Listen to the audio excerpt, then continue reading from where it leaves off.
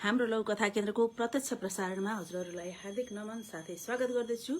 यो हाम्रो आजको विशेष कार्यक्रम अस्ति मिति 2082 चैतको अस्तिको सोमबार चाहिँ हामी शुक्रबार बिहिबार यो कार्यक्रम सञ्चालन गर्दैछौँ। यो कृति परिचर्चा कार्यक्रम चाहिँ अस्ति सोमबार प्राविधिक कठिनाइको कारणले गर्दा रोकिन पुगेको थियो र यस कार्यक्रमलाई आज हामीले सार्थकता दिने प्रयास गर्न खोजेका छौँ र मलाई साथ दिन आजको यस कार्यक्रममा साथ दिन उपस्थित हुनुहुनेछ आदरणीय स्रष्टा गंगा कर्मचार्य पौडेल दिदी र उहाँको कृति गंगा कर्मचार्य पौडेलको कृति अखबारको परिचर्चा कार्यक्रम हो आजको। र यस कार्यक्रममा कृतिको परिचर्चा गर्नको लागि आदरणीय मनिष कुमार शर्मा समित सर उपस्थित हुनुहुनेछ। म अब अलिकति आज चार्जमा अलि गडबड छ, थोरै छ चार्ज, त्यसैले अलि चार्जतिर गएकी थिएँ। अब सायद पुग्छ होला। मैले आदरणीय लता केसी दिदीलाई देखेकी छु। हार्दिक नमन साथै स्वागत गर्दछु दिदी। मनिष कुमार शर्मा समित सर हुनुहुन्छ, सरलाई हार्दिक नमन साथै स्वागत गरे। त्यसै गरी अरुण नदी खत्री सर नमस्कार भन्दै उपस्थित हुनुभएको छ, हजुरलाई हार्दिक नमन साथै स्वागत छ। लोकनाथ पुडासैनी सर मनिष सर नमस्कार भन्दै उपस्थित हुनुभएको छ, हजुरलाई हार्दिक नमन साथै स्वागत गर्दछु। मैले यहाँ रिक्वेस्ट आइसकेको छ हाम्रो आदरणीय गंगा कर्मचार्य पौडेल दिदीको रिक्वेस्टलाई मैले एक्सेप्ट गरेको छु। म आज चाहिँ पालै पालो जोड विचार गरेँ। पहिला अलिकति गंगा दिदीसँग केही भला र मनिष सरलाई जोड्छु। एकसाथ दुवैजनालाई जोड्दाखेरि हुन्छ कि हुँदैन भनेर मनमा चाहिँ डर लाग्यो। स्रष्टाको अनुरोध छ लाइभ कलमा जोडिन सक्नु भएन भने मेसेन्जर कलमा जोड्नु अरे भनेर दिदीले भन्नुभएको छ र लता यहाँ गंगा कर्मचारी दिदी उपस्थित हुनु भएको छ। दिदी स्वागत गरे। यो कृति स्रष्टा सम्मानको खातिर गरिएको एक भिन्न कार्यक्रम कृति परिचर्चामा हजुरलाई स्वागत गरे दिदी। धेरै धेरै स्वागत छ। धेरै धेरै धन्यवाद हजुरहरूलाई। हजुर, अनि आज अस्ति हामी प्राविधिक कठिनाइको कारणले गर्दा जोडिन सकेनौँ। हामीलाई त्यो दिन प्रविधिले अलिकति धोका दियो र आज ढिलै भए पनि जोडिन पाएकोमा एकदमै खुसी भएकी छु र दिदी पनि पक्कै खुसी हुनुहुन्छ होला। दिदी कस्तो अनुभव हुँदैछ हजुरलाई? एकदम रमाइलो लागिरहेछ। हजुर, आज यो कृति हजुरको यो अखबार लौकथा संग्रहमाथि हामी परिचर्चा गर्दैछौँ र हामीलाई साथ दिन आदरणीय मनिष कुमार शर्मा समित सर आउनुहुनेछ। हजुर, म दिदीलाई मेरो कार्यक्रमको शेड्युल अनुसार दिदीलाई मैले 2टा प्रश्न राख्ने रहेको छ र मनिष कुमार शर्मा समित सरले पनि 2टा प्रश्न राख्नुहुनेछ। अहिले भने म हजुरलाई एउटा प्रश्न सोधिहाल्छु, 2टा प्रश्न म सोधिहाल्छु, साधारण प्रश्न, र अनि मनिष सरलाई जोड्छु। यदि मनिष सरलाई जोडेपछि हजुरलाई जोड्न सकिन भने मेसेन्जरमा कल पठाउने छु मदन कुमार पोखरेलको आइडीबाट है दिदी। ल म दिदीलाई अब मनिष सरलाई पनि म जोड्ने विचार गरेँ। अब हेरौँ के हुन्छ। दिदी हजुरले चाहिँ अहिलेसम्म मैले यहाँ यो कृतिको पछाडिपट्टि लेखे अनुसार नमस्कार दिदी, नमस्कार म्याडम, नमस्ते। हजुरको तिनैजना जोडियो, एकदम खुसी लाग्यो। मनिष सर हजुरलाई स्वागत गरे कार्यक्रममा र म दिदीलाई एउटा प्रश्न सोध्ने चरणमा छु र पहिला प्रश्न सोध्छु है त। आजको दिदीलाई प्रश्न रहेको छ, हजुरले चाहिँ प्रौढ साहित्यको 8वटा, किशोर साहित्यको 3वटा, बाल साहित्यको 27वटा पुस्तक प्रकाशन गरिसक्नु भएको छ र हाल चाहिँ यो लघुकथा संग्रहपट्टि पुनः छलाङ मार्नु भएको छ दिदी। अनि हजुरलाई यी सबै विधा मध्ये पढ्न लेख्न कुन विधा चाहिँ मनपर्छ? मलाई नेपाली भाषा साहित्यका गद्य पद्य सबै विधाहरू, दुवै विधामा कलम चलाउँछु पनि र पढ्न पनि मनपर्छ। अनि खास गरेर लौकथाले चाहिँ बढी आकर्षित गरेको छ, किनभने छोटो पनि भयो अनि छिटो पनि पढिने भयो। त्यसले गर्दाखेरि अनि टेस्ट यसको फरक छ अरूभन्दा, अनि लौकथा मनपर्छ। हजुर दिदी, अनि अब अर्को एउटा प्रश्न मैले सोधेँ हजुरलाई। यस प्रश्नको उत्तरको लागि धन्यवाद दिदै। हजुर चाहिँ अहिले यो जीवनको उत्तरार्धतिर भनौँ अलि बुढ्यौली हजुर अवस्थातिर गएपछि लघुकथातर्फ आकर्षित हुनुभएको देखिन्छ। हामीले यसो हेर्दाखेरि हजुर सुन्दाखेरि लाग्छ। हजुर हजुरलाई लघुकथातर्फ लाग्न प्रेरणा चाहिँ कसरी प्राप्त भयो? खास गरेर त लघुकथाबाट प्रेरणा प्राप्त यही हाम्रो लघुकथा केन्द्रबाट पनि बढी म प्रभावित भएको छु। किनभनेदेखि वाचन पनि सुन्न पाइने, अनि त्यसपछि यसरी अन्तर्क्रिया पनि हुने, अनि समीक्षा पनि हुने। त्यसले गर्दाखेरि चाहिँ मलाई चाहिँ धेरै प्रेरित चाहिँ यही लघुकथा हाम्रो लघुकथा केन्द्रलेकोबाटै म प्रेरित भएको। हजुर दिदी धन्यवाद। अब मनिष सर हजुरको पालो, हजुरलाई मैले समय हस्तान्तरण गरेँ सर। हजुर, हस्, धेरै धेरै धन्यवाद म्याडम। दिदीलाई हार्दिक स्वागत तथा नमन गर्न चाहन्छु। नमस्कार। आज हामी लघुकथा केन्द्रबाट नियमित रूपमा सञ्चालन हुँदै आएको यो पाक्षिक रूपमा आउँछ यो कार्यक्रम कृति परिचर्चा र लघुकथा वाचन। यो कार्यक्रममा हामी सहभागी भएका छौँ। यो कार्यक्रम वास्तवमा सोमबार आउने थियो, तर प्राविधिक कठिनाइले गर्दाखेरि हामीले आज अचानक हामीले यहाँ सार्नु परेको थियो। अस्तिको गएको सोमबार चाहिँ हामीलाई अलिकति प्रविधिले धोका दिएको हुनाले यो कार्यक्रमलाई आज हामीले पुनः यो समय 6:30 बजेको समय मिलाएर अरू कार्यक्रमलाई पनि असर नपरोस् भनेर यो समय मिलाएर हामी यहाँ प्रस्तुत गरेका छौँ। आजको यस श्रृङ्खलामा हामी गङ्गा कर्मचारी पौडेलज्यूद्वारा सिर्जित लघुकथा सङ्ग्रह अखबार, मसँग हातैमा छ अखबार, यो अखबार कृतिमाथि केन्द्रित भएर हामी प्रस्तुत हुनेछौँ।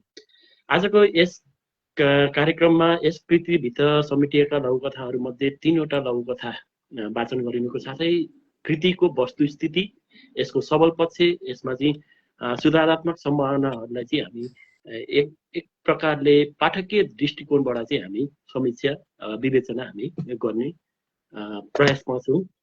यस कार्यक्रममा मेरो सहयात्री प्रस्तुताको रूपमा हुनुहुन्छ वन्दना घिमिरेज्यू र परिचर्चाकार म मनिष कुमार शर्मा।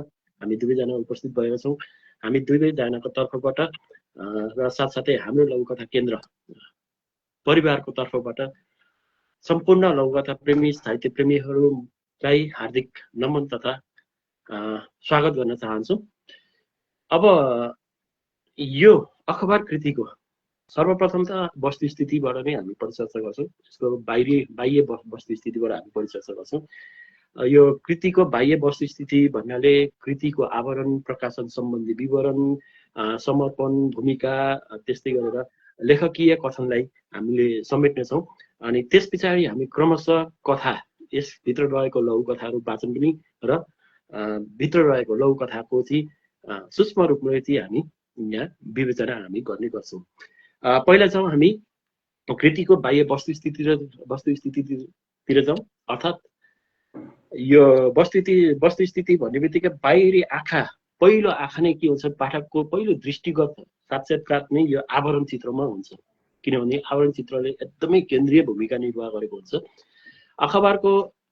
यो अखबारको आवरण चित्रमा प्रयोग गरिएको अमूर्त छ। यो हाम्रो यो अमूर्त भन्नु मिलेन, यहाँ त मूर्त नै छ, यहाँ व्यक्तिहरूको छ। यसमा चाहिँ यो शैलीले पाठकहरूलाई चाहिँ के हुन्छ भने कथ्यमा तान्ने मात्रै होइन, यसलाई सोच्ने, कल्पना गर्ने र अर्थ खोज्ने खुला सम्भावनाको चाहिँ द्वार खोलिदिन्छ। यसले अखबार कृतिको आवरणले पहिलो दृष्टिमै गम्भीर, संवेदनशील, यथार्थपरक भाव बोकेको देखिन्छ। यसमा आवरणको माथिल्लो तहमा चाहिँ सुनौलो अक्षरमा चाहिँ अखबार भनेर लेखिएको छ, यो शीर्षक लेखेको छ। यो शीर्षकले समाचार, समाजसँग जोडिएको कथ्यलाई सङ्केत गर्दछ। शीर्षकको रङ र शैलीले कृतिको महत्त्व र गरिमालाई पनि उजागर गरेको छ। आवरणको मुख्य दृश्यमा एक पुरुष र एक महिला गम्भीर भावमा चाहिँ अखबार पढिरहेको देखिन्छ यहाँ, जसले चाहिँ समाजमा घटिरहेको घटनाप्रति उनीहरू चिन्तित, जिज्ञासा, संवेदनशील व्यक्त गरेको अनुभूति देखाउँछ। पुरुषको हातमा रहेको अखबारले लघुकथाहरू समाजका वास्तविक घटनासँग जोडिएको हुन सक्ने सङ्केत दिन्छ भने महिलाको चिन्तित मुद्रा चाहिँ समाजका समस्याहरूले मानिसको मनमा पार्ने प्रभावको प्रतीकको जस्तो देखिन्छ। चित्रमा प्रयोग गरिएको छ, नीलो रङ प्रयोग गरिएको छ। हल्का धुमिएको पृष्ठले चाहिँ समयको गम्भीरता, अनिश्चितता, सामाजिक यथार्थको वातावरण चाहिँ सिर्जना गरेको देखिन्छ। साथै टेबलमा राखिएको कफीको कप छ त्यहाँ र अखबारका पानाहरूले चाहिँ दैनिक जीवन र समाचार बीचको सम्बन्धलाई पनि सूक्ष्म रूपमा चाहिँ प्रस्तुत गरेको देखिन्छ। समग्रमा यो आवरणले पाठकलाई केवल आकर्षित मात्र गर्दैन, बरु कृतिभित्र समेटिएको सामाजिक यथार्थ, मानवीय अनुभूति र समकालीन परिवेशका कथाहरू पढ्न उत्सुक बनाउने वातावरण सिर्जना गर्ने मेरो चाहिँ ठम्ब्याइरहेको छ। यस्तै कृतिको पछिल्लो आवरण पत्रले चाहिँ पाठकलाई कृतिकारको परिचय मात्र होइन, उहाँको चाहिँ सृजनात्मक यात्रा र सृजनशील सोचहरू, लेखहरूको झलक प्रस्तुत गर्दछ। यस आवरणमा समावेश गरिएको कृतिकारको संक्षिप्त परिचयले लेखकको व्यक्तित्व, अनुभव र लेखनप्रति चाहिँ लगावलाई चाहिँ सूक्ष्म र प्रभावकारी ढङ्गले चाहिँ उद्घाटित गरेको छ। अब कृतिको पाना पल्टाउँदै जाँदाखेरि हामी यहाँ पाठकीय कथन, यहाँ सबभन्दा पहिला लघु कथा वन्दना रहेको छ। यसमा प्रकाशकहरूको बारेमा पनि यहाँ छोटो जानकारी दिएको छ र लघु कथा वन्दना पनि छ।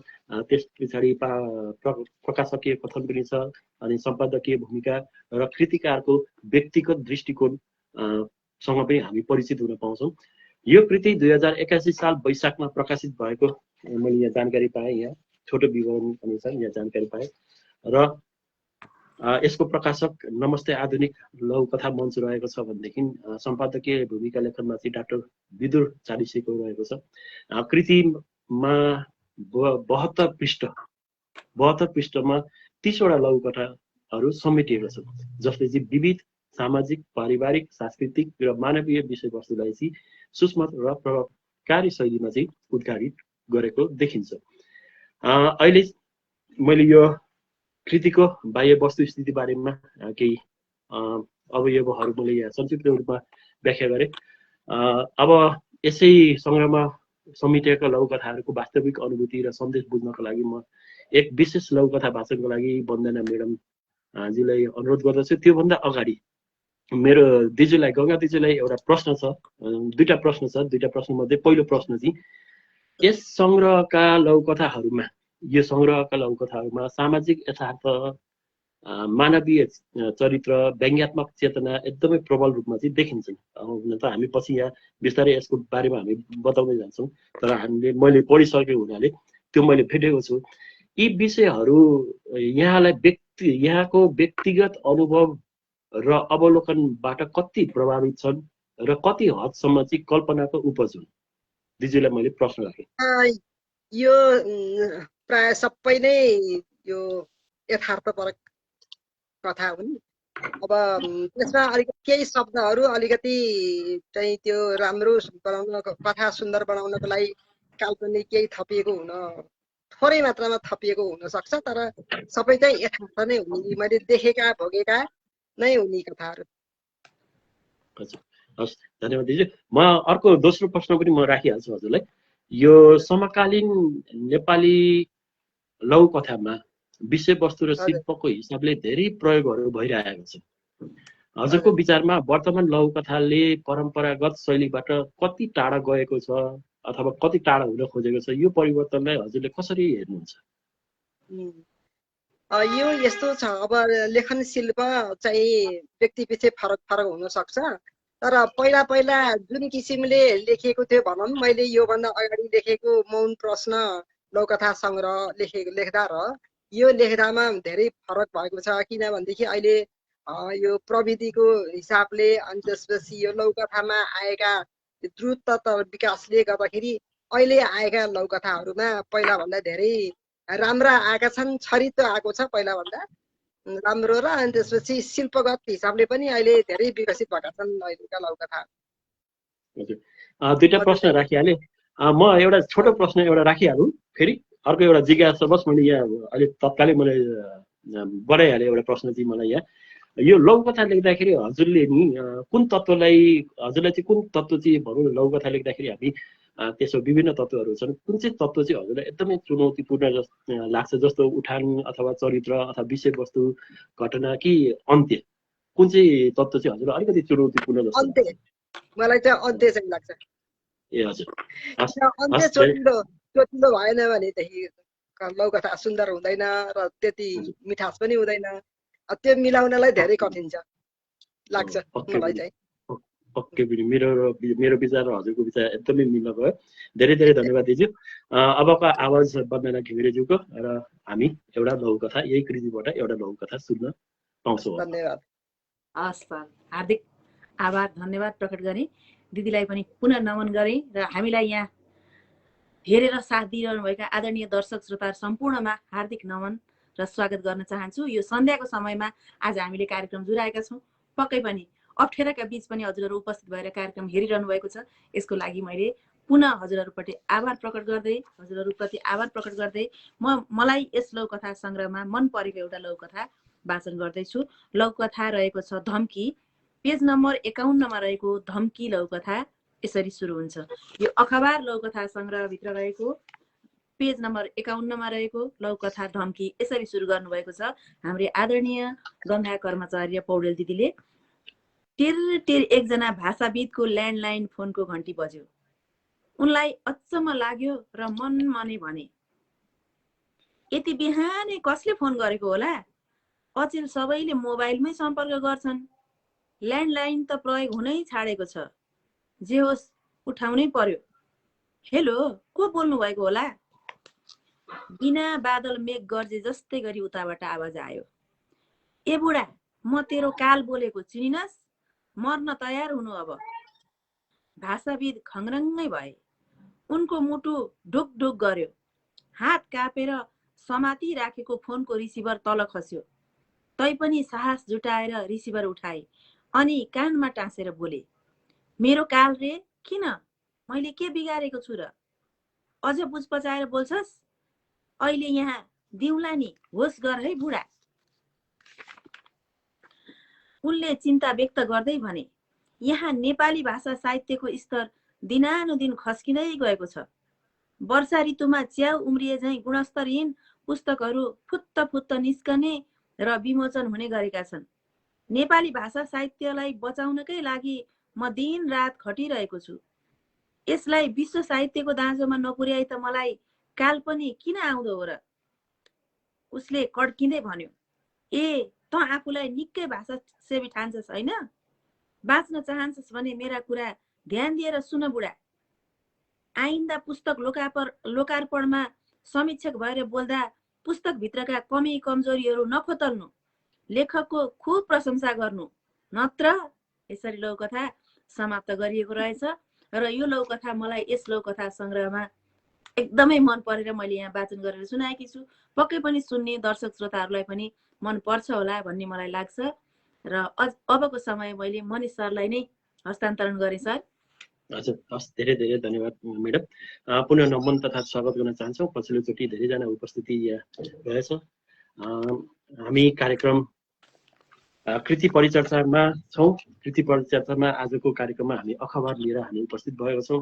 अखबार आदरणीय गङ्गा कर्मचार्य पौडेलज्यूको कृति रहेको छ र यसको बाह्य वस्तुस्थितिको बारेमा मैले छोटो विवरण मैले यहाँ प्रस्तुत गरिसकेँ। अब यस लघुकथा सङ्ग्रहभित्र रहेको कथाहरूको चाहिँ विस्तृत रूपमा एउटा पाठकीय समस्या चाहिँ पाठकीय दृष्टिकोण चाहिँ म यहाँ लगाउन गइरहेको छु।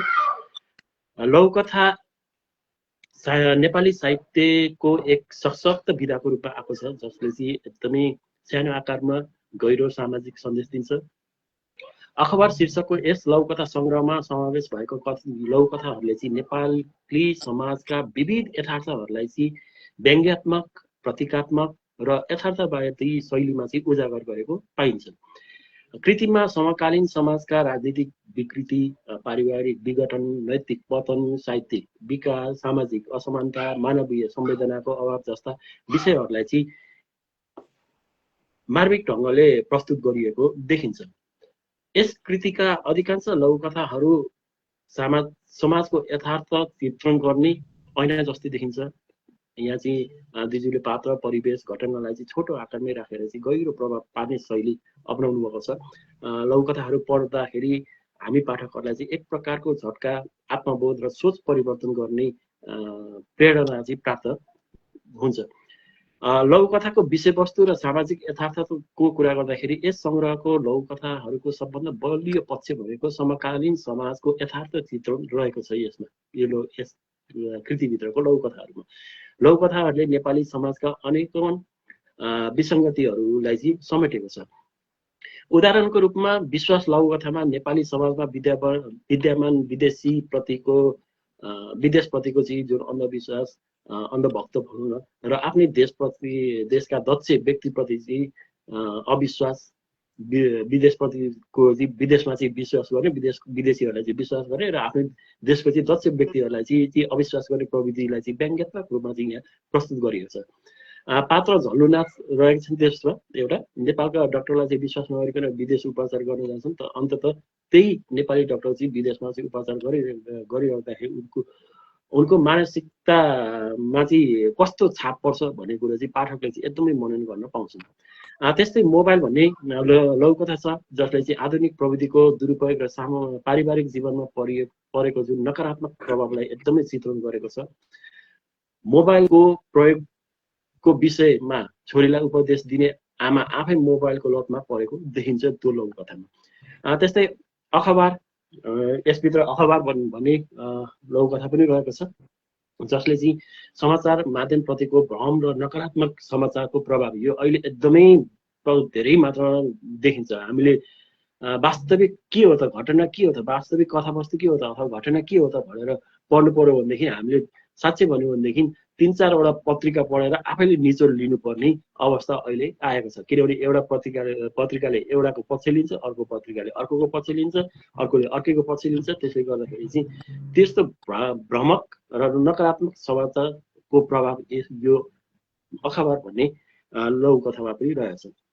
त्यस्तै गरेर माफ गर्नुहोस् भन्ने छ जसमा चाहिँ अपङ्गताप्रति चाहिँ समाजको दृष्टिकोण रहेको छ, शङ्का छ, राहत र सामाजिक लोभको कुराहरू देखाएको छ, व्यवस्था छ, पीडा आफ्नै भन्ने छ, सम्पत्ति छ, चस्मा वृद्ध अवस्थाको पीडा देखाएको छ, धन्यवाद कोरोना र कोरोनाको जय होस् भन्ने कोरोनाकालीन लघुकथाहरू पनि यहाँ रहेको छन् जसले चाहिँ महामारीले समाजमा ल्याएको परिवर्तन कुराहरू चाहिँ त्यहाँ राखिएको छ।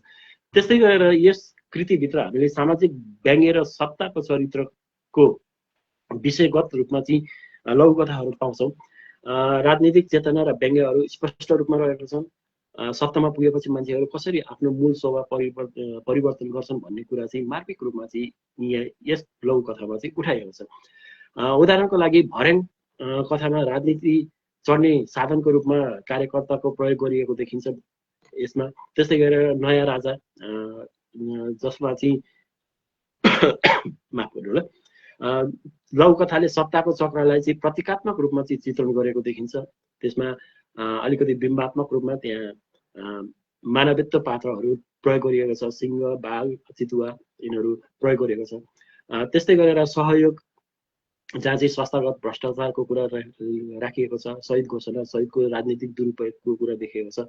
विश्वास भन्ने लघुकथामा विदेश प्रेम र नेतृत्वप्रतिको भ्रमहरू चाहिँ कोरिएको छ।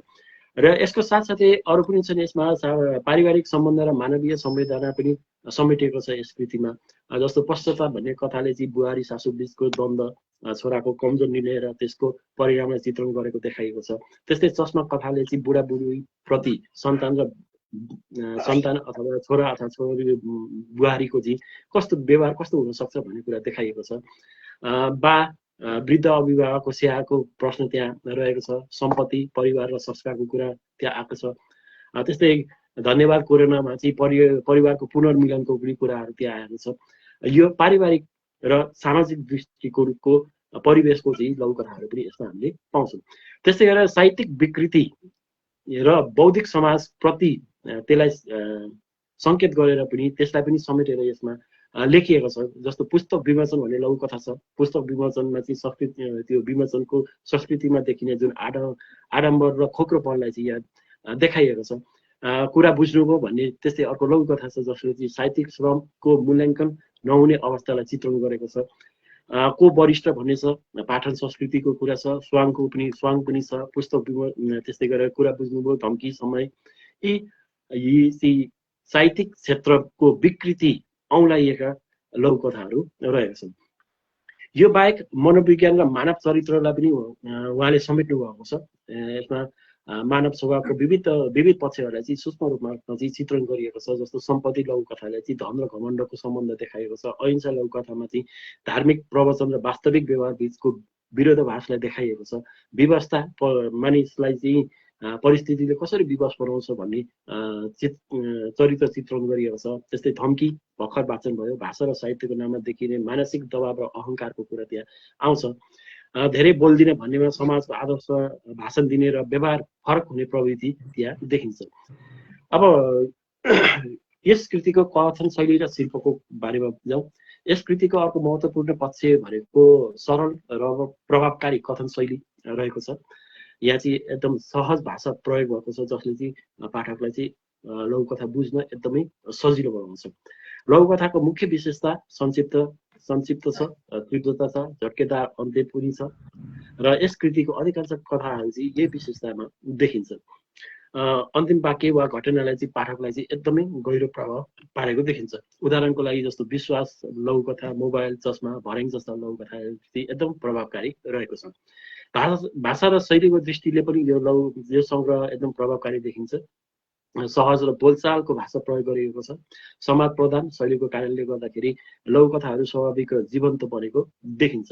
लघुकथाको मूल गुण संक्षिप्त भए पनि यस सङ्ग्रहको कथाहरूमा आवश्यक ठाउँमा चाहिँ भाव र विचारहरू स्पष्ट रूपमा व्यक्त गरेको देखिन्छ। विशेष गरेर कथाको अन्तिमतिर आउने अप्रत्याशित मोड अथवा झट्केदार समापनले चाहिँ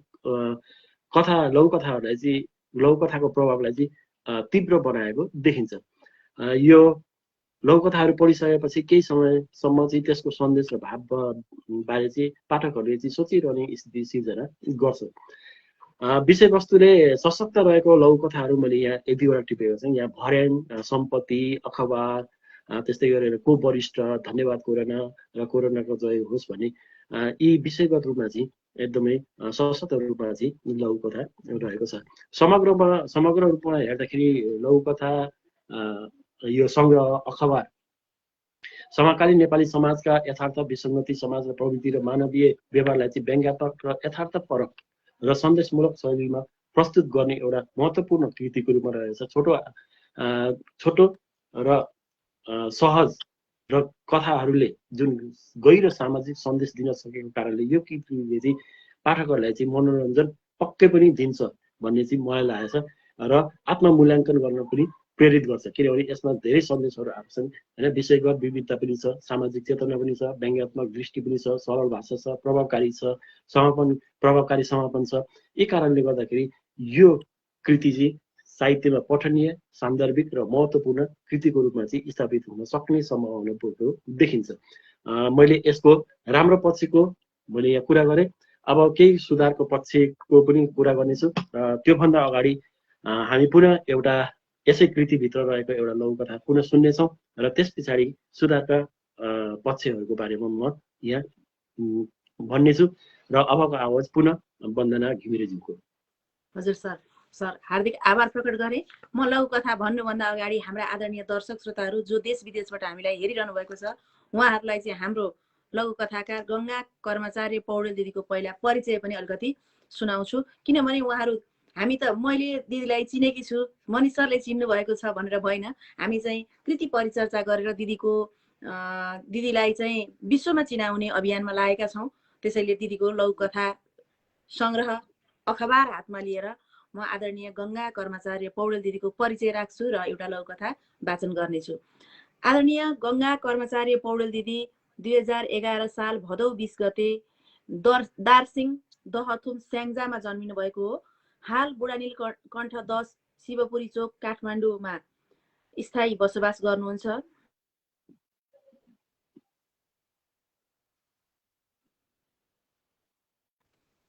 सुनिएको छ सर मलाई? सुनिएको छ।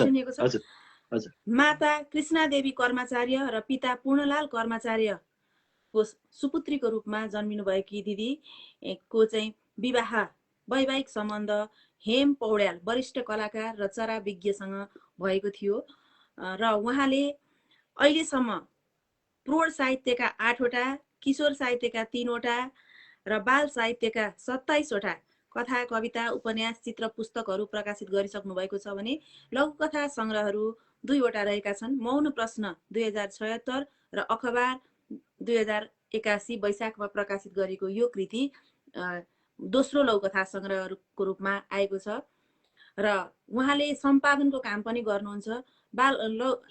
लेखक श्रीराम राईको लौकथा के अरे बालकथा सङ्ग्रह पोलेको मकै पनि दिदीले सम्पादन गर्नुभएको भन्ने मैले जानकारी यस किताब मार्फत पाएकी छु भने हाल कपन बानेश्वर साप्ताहिक पत्रिका साहित्यिक साप्ताहिक पत्रिकाको म्यानेजरको रूपमा कार्यरत हुनुहुन्छ भन्ने पनि मैले यहाँ जानकारी गराएँ र यस लौकथा सङ्ग्रहबाट यो कथा सङ्ग्रहको नाम जुराउने लघुकथा अखबार म हजुरहरूलाई वाचन गरेर सुनाउँछु।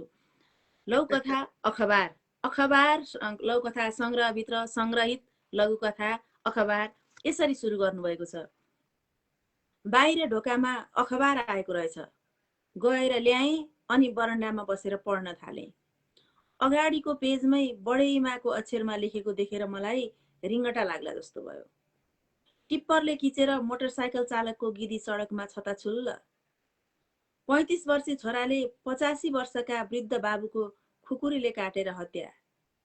पहिरोले पुरिएका घरबाट लास निकाल्न नसक्दा गनाएर गाउँभरि दुर्गन्ध। अहिलेको सरकार ढलेर 8वटा पार्टीको गठबन्धन सरकार बन्दै। सभामुखद्वारा आफ्नै पार्टीकी कार्यकर्तामाथि बलात्कार। पेट हुँडलिएर बान्ता आउला जस्तो भयो।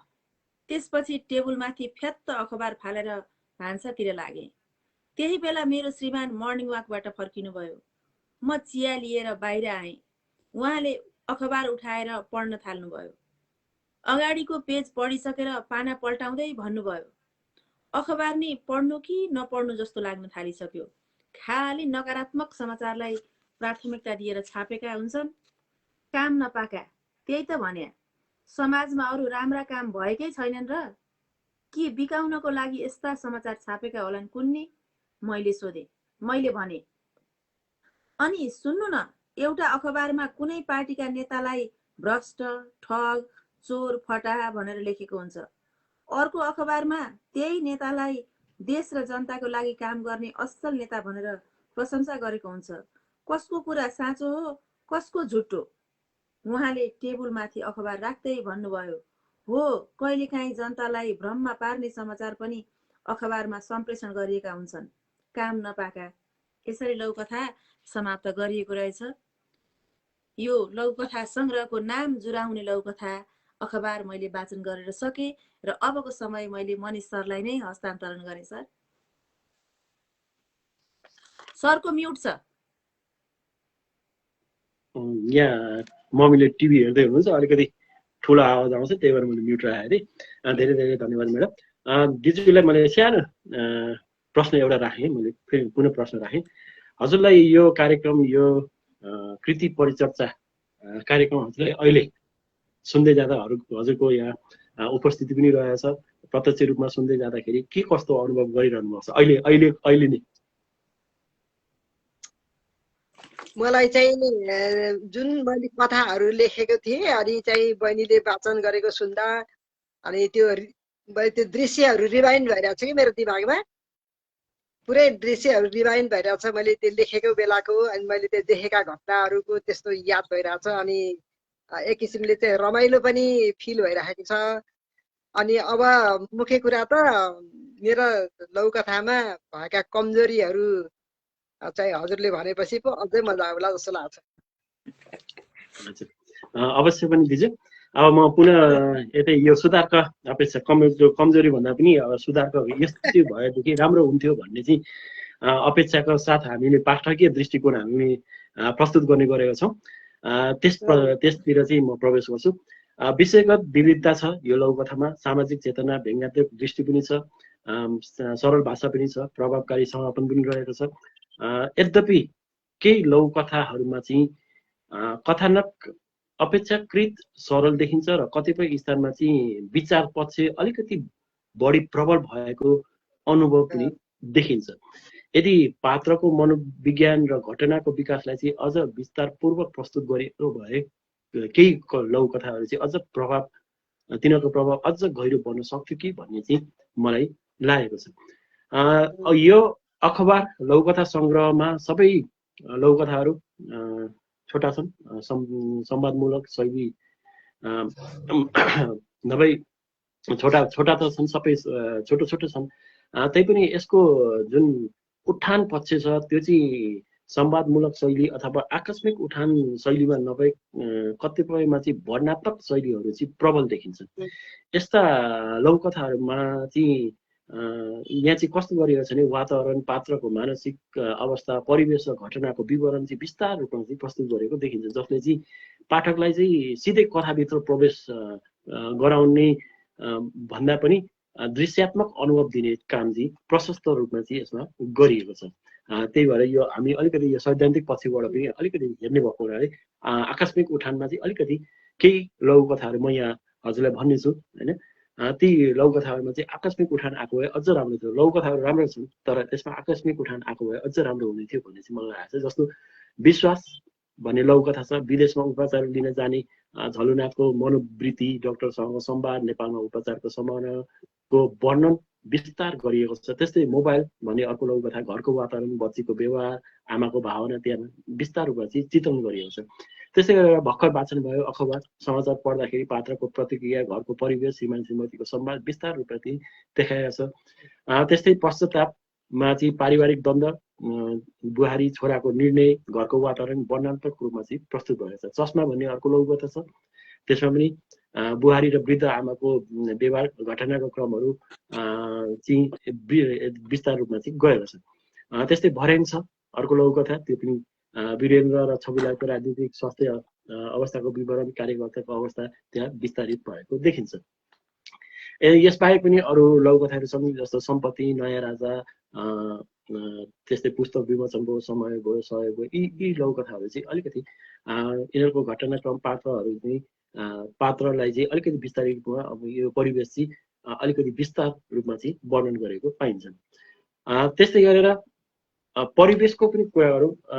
परिवेश भन्ने बित्तिकै कस्तो हुन्छ भनेदेखि सामान्यतया एकै क्षण एकै घटनामा अथवा सीमित समयमा सीमित परिस्थितिमा चाहिँ लघुकथा केन्द्रित हुनुपर्छ भन्ने एउटा सैद्धान्तिक मान्यता छ होइन। यस कृतिभित्र रहेको केही लघुकथाहरूमा चाहिँ महिना, वर्ष अथवा लामो समय अन्तराल एकैसाथ कथाभित्र आइपुगेको देखिन्छ। यो परिवेशको आधारमा हेर्दाखेरि पश्चाताप लघुकथालाई हेरौँ। लघुकथाको सुरुवात पारिवारिक समाजबाट हुन्छ, त्यस पछाडि अचानक नयाँ घर बनाएर बसेपछि अनि नयाँ घरमा सर्ने, एउटा पुरानो घरमा बसिरहेको छ, त्यहाँ चाहिँ पारिवारिक द्वन्द्व सिर्जना हुन्छ, त्यस पछाडि नयाँ घर बनाएर सर्ने, अनि एक वर्ष दिन पनि नपुग्दै झगडा हुने, डिभोर्स हुने, अनि फेरि पुरानो घरमा आएर फर्किने भन्दाखेरि यसले चाहिँ लामो कालखण्ड चाहिँ समेटिएको देखिन्छ। त्यस्तै भर्याङ लघुकथा, आन्दोलनमा घाइते भएको पात्र चाहिँ पक्षघातग्रस्त हुन्छ, त्यसको महिना दिन बितिसक्छ, मन्त्री विदेश भ्रमण गएको समाचार पनि आउँछ होइन। यी घटनाहरू चाहिँ लामो समय अन्तरालमा फैलिएको देखिन्छ। त्यस्तै गरेर संवाद, माफ गरेर सम्पत्ति, सुरुमा दुई पात्र बिचको संवाद हुन्छ, त्यस पछाडि केही महिना पछाडि दसैँको छुट्टी भएको प्रसङ्ग त्यहाँ आउँछ। माफ गर्नु होला भन्ने लघुकथा छ, त्यसमा बाल्यकाल, स्कुल, कलेज, जागिर, विवाह पछिको सामाजिक सेवा गर्ने अवस्थासम्म लघुकथा पुगेको छ। धेरै लामो कालखण्ड चाहिँ त्यसमा पुगेको छ। त्यस्तै गरेर चित्त भन्ने छ, लेखक अमेरिकामा बस्नु, उपन्यास लेख्नु, नेपाल फर्केर पुस्तक विमोचन गर्नु जस्ता विभिन्न चरणहरू चाहिँ त्यसमा रहेको छन्। भनेको मतलब अलिकति कालखण्ड दोषहरू केही लघुकथामा चाहिँ देखिन्छ यो परिवेशको गर्दाखेरि, किनभने क्षणिक समय एकै स्थान रहनुपर्ने अवस्थामा चाहिँ समयको अन्तराल चाहिँ लामो भएको देखिन्छ। त्यस्तै केही लघुकथाहरूलाई चाहिँ हामी यो जुन समापन हामी चाहिँ के भने अनपेक्षित हुनुपर्छ अथवा पाठकले चाहिँ सोच्दै नसोचेको समापन आउनुपर्छ है भनेर हामी भन्छौँ। तर केही लघुकथाहरूमा चाहिँ पूर्व अनुमान गर्न सकिने र व्याख्यात्मक र साधारण निष्कर्ष भएको समापनहरू देखिन्छ। जस्तो उदाहरणको लागि मोबाइल कथाको अन्त्यमा चाहिँ आमा आफै मोबाइलमा निर्भर भएको स्वीकार जस्तै स्थिति आउँछ। यो स्थिति सुरुबाटै सङ्केत गरिएकोले अन्त्य पनि पूर्व अनुमान गर्न सकिन्छ। अखबार अखबार भन्ने जुन लघुकथा छ नकारात्मक समाचारको चर्चा गर्दै अन्त्यमा पनि त्यही निष्कर्षमा पुग्छ। अखबारले भ्रमित समाचार दिन्छ भन्ने खालको त्यही नकारात्मक अगाडि सुरुदेखि नै नकारात्मक कुरा रहेछ, त्यसैमा टुङ्गिएको छ। त्यस्तै समय भन्ने लघुकथा छ, कार्यक्रम समयमै सुरु हुँदैन भन्ने व्यङ्ग्यात्मक सन्देश त छ त्यसमा। अन्त्य चाहिँ अप्रत्याशित घटना नभई सामान्य व्यङ्ग्य मात्रै रहेको देखिन्छ। त्यस्तै को वरिष्ठ भन्नेमा कार्यक्रममा वरिष्ठ लेखकलाई चाहिँ अपमान गरिएको प्रसङ्ग अन्त्यसम्म त्यही व्यङ्ग्यात्मक सन्देशमा सीमित रहेको देखिन्छ। पाठक संस्कृति, चित्त व्यवस्था यी लघुकथाहरूमा पनि यो चाहिँ समापनमा चाहिँ अलिकति पूर्व अनुमान गर्न सकिने अथवा समापन चाहिँ अलिकति लामो भएको छोटो एकदम चस्स पार्ने खालको देखिँदैन। यसमा चाहिँ अलिकति सुधार गर्नुपर्ने हो कि भन्ने चाहिँ यसमा देखिन्छ। अब केही लघुकथाहरूको विषयवस्तुको सशक्त अथवा गहिराई, सामाजिक सान्दर्भिक चाहिँ एकदम प्रभावकारी रहेको छन् र केही लघुकथाहरू चाहिँ अपेक्षाकृत अलिकति कमजोर लघुकथाहरू हुन् कि भन्ने चाहिँ यहाँ रहेको छ। जस्तो समय छ, पश्चाताप छ, त्यस पछाडि पठन संस्कृति भन्ने छ। यी लघुकथाहरू चाहिँ अलिकति यो विषयगत रूपमा चाहिँ अलिकति कमजोर हुन् कि भन्ने चाहिँ रहेको छ। यसबाहेक पनि मैले कमजोर पछिको कुराहरू मैले यहाँ गरेँ। यसबाहेक पनि केही प्राविधिक त्रुटिहरू रहेको देखिन्छ। म दिजुलाई म एउटा हजुरसँग पुस्तक छ कि छैन, हजुरसँग यदि पुस्तक भएको छ भनेदेखि त्यहाँ हजुर 19 नम्बरको लघुकथा चित्त भन्ने छ। यहाँ चित्त भन्ने लघुकथामा यहाँ एउटा अर्को पेजमा, पेज नम्बर 50 मा, हजुर पेज नम्बर 50 मा जानु। त्यहाँ कार्यक्रमको अन्त्यमा उद्घोषकले आज विमोचित किताबको मूल्य रु 150 हो तापनि आजलाई 50% छुट गरेर 100 रुपियाँमा बिक्री गरिनेछ भनेर लेखिएको छ। अब मैले यहाँ कुरा के भन्न खोजेँ भनेदेखि 150 को 50% 75 हुन आउँछ दिदी, कि त त्यहाँ 150 को ठाउँमा 200 राख्नु भएको हुन्थ्यो भन्ने चाहिँ मलाई लागेको। त्यो चाहिँ अलिकति प्राविधिक त्रुटिको कुरा चाहिँ मैले यहाँ गरेँ होइन। 150 कि त त्यहाँ 150 को ठाउँमा 200 राख्नु भएको हुन्थ्यो, त्यसको 50% 100 आउँथ्यो, कि त 100 को ठाउँमा 75 राख्नु पर्यो। त्यस्तै गरेर पद भन्ने अर्को लघुकथा छ 22 नम्बरको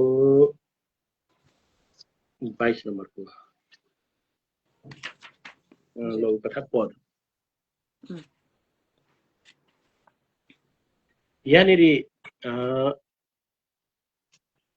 सुशीलाले सोधिन्, त्यहाँ म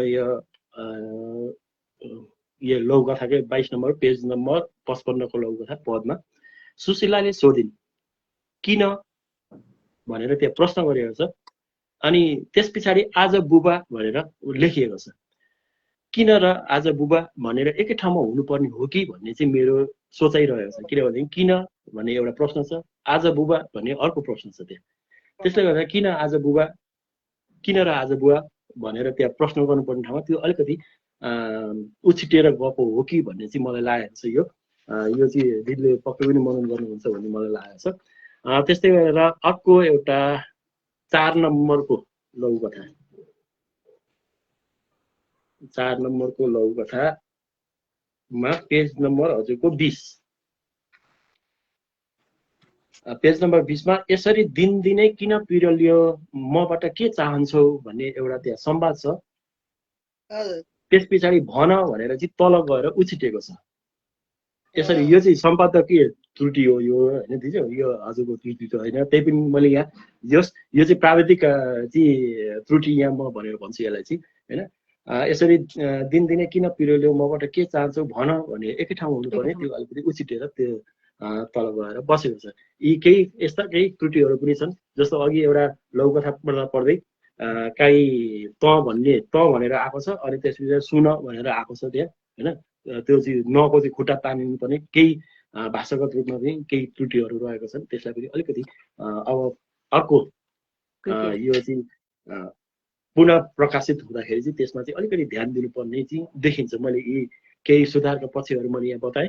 अब पुनः एउटा लघुकथा सुन्नेछौँ र हामी संक्षिप्त रूपमा कस्तो छ यो लघुकथा, र दिदीलाई शुभकामना दिँदै हामी बिदा हुनेछौँ। अबको पालो वन्दना घिमिरेज्यूको पुनः एउटा लघुकथा वाचन गर्नुहुन्छ हजुरले। हस् सर, हार्दिक धन्यवाद सर। म चाहिँ यहाँ यो चस्मा लघुकथा वाचन गर्दछु। वृद्धहरूको पीडा ओकलेको र वास्तवमा वृद्धलाई हेला गर्ने अलिक दिनपछि फेला पर्छ भन्ने खालको सन्देश बोकेको यो लघुकथा चस्मा, पेज नम्बर 21 मा रहेको लघुकथा चस्मा वाचन गर्दैछु। मेरो चस्मा कता पर्यो कता, मेरो चस्मा कता पर्यो कता, ए कमला खोजिदेऊ न बा, अचेल मेरो शुद्धि हराएको छ भने राखेको ठामै बिर्सन्छु, वृद्ध आमाले बुहारीलाई भन्नुभयो।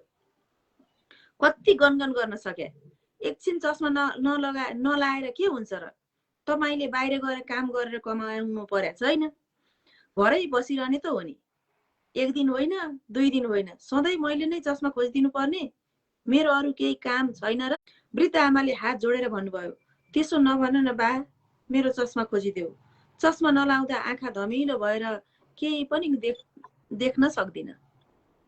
कमला रिसले चुर्लिँदै गएर वृद्धाको कपाल भुत्ल्याउँदै भनिन्, अर्थोक नदेखेर के भयो त, थालको भात देख्नु भएकै छ, हसुर्न सक्नु भएकै छ, बसी बसी खाएर सुँगुर चाहिँ मोटाउनु भएकै छ क्या र।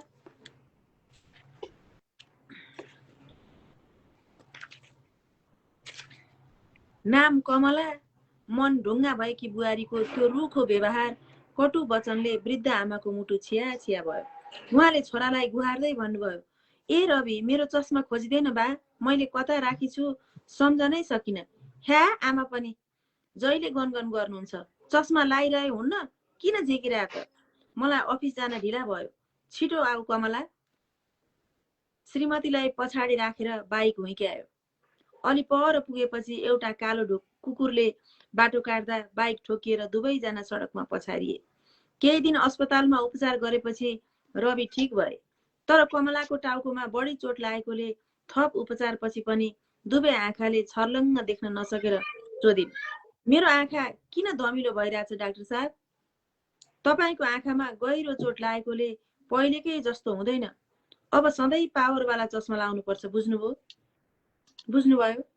यसरी लघुकथा समाप्त गरिएको रहेछ। वास्तवमा यो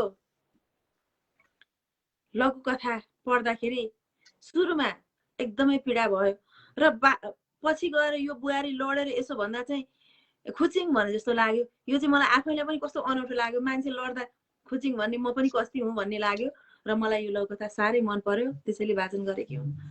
दिदीलाई यस्ता मिठा मिठा लघुकथाको लागि हार्दिक बधाई भने दिदी। र मनिष सर, हजुरको पालो अब है। हजुर, हस्, धेरै धेरै धन्यवाद म्याडम। दिदीलाई पुनः नमन गरौँ मैले, र साथसाथै यहाँ उपस्थिति जनाउनु हुने सम्पूर्ण महानुभावहरूलाई पुनः नमन गरे। हामी कार्यक्रमको अन्तिमतिर आएको छौँ। अब संक्षिप्त रूपमा समग्रमा यो लघुकथा कस्तो छ त भन्ने कुरा यहाँ म प्रस्तुत गर्न चाहन्छु। समग्रमा हेर्दा यो लघुकथा सङ्ग्रह, यो अखबार कृतिभित्र समावेश गरेको लघुकथाहरूले जीवनका विभिन्न आयाम, सामाजिक यथार्थ, पारिवारिक सम्बन्ध, राजनीतिक चेतना, मानवीय चरित्र, त्यस्तै व्यक्तिको आन्तरिक मनोविज्ञानलाई चाहिँ सजिलैसँग समेटेको देखिन्छ। यहाँ पात्र निर्माणमा सूक्ष्मता अपनाएर पाठकलाई चाहिँ कथाभित्र घुस्न एकदम सहज बनाइएको छ। पात्रहरूको संवाद, भाव र क्रियाकलापमा पनि जीवन्त देखियो, जसले चाहिँ लघुकथा मात्र होइन, पाठकको संवेदनालाई पनि छुन्छ।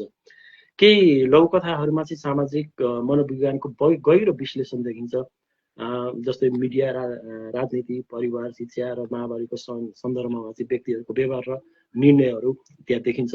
त्यस्तै मानवीय चरित्रको विभिन्न पक्षहरू, लोभ, अहङ्कार, स्वार्थ, कमजोरी, संवेदनशील लाई पनि समेटेर प्रस्तुत गरिएको छ, जसले चाहिँ लघुकथाहरूलाई केवल मनोरञ्जन मात्रै नदिएर विचार प्रेरक पनि बनाएको देखिन्छ। लघुकथाको संरचना विशेष गरेर छोटो अवधिमा घटना र द्वन्द्वको समापन व्यवस्थापनमा चाहिँ धेरै लघुकथाहरू सफल देखिन्छन्।